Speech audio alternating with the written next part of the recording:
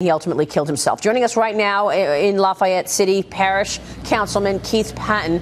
Keith, thank you for joining us. Our condolences to you and to the entire community this morning. I know you are a father and a family man.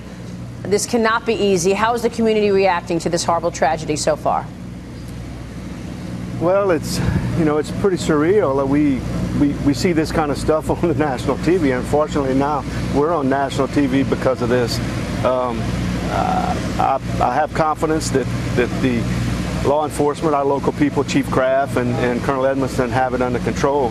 One of the greatest fears as an elected official is something horrible happens while it's on your watch, and I'm so grateful, saddened by the tragedy of the deaths and the injuries, but I am happy on the other side that none of our first responders were hurt in any way. Do you know any of the victims or their family members, Keith? I mean, we now know that one of the victims was a white female, 21 years old.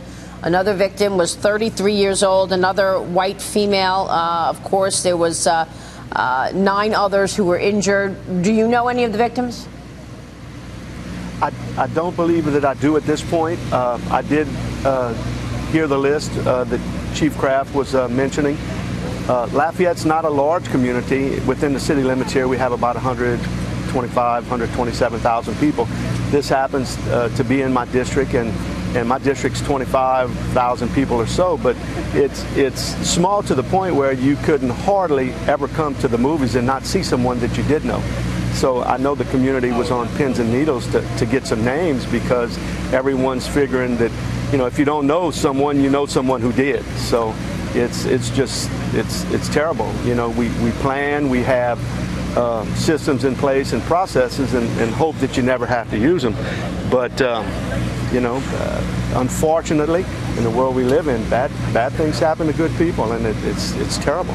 What would you like to see happen now in the community, Keith, in terms of responses? Well, that's hard to say. As an elected official, you can, no matter who you talk to, there's always going to be someone that disagrees with your opinion and what you do. You do the best that you can. I do believe continual dialogue is going to be very important, because it's important to get past, and for some people they'll never be able to get past the loss of their loved one. But dialogue facilitates the healing process. On a city council level, I'm one of 9 guys. I'm sure we're going to talk about it to some extent in a public venue. Possibly our city council meetings typically are on Tuesday evening. Last night was first of the budget hearings. But unfortunately, we do discuss a lot of things that we really have no control over.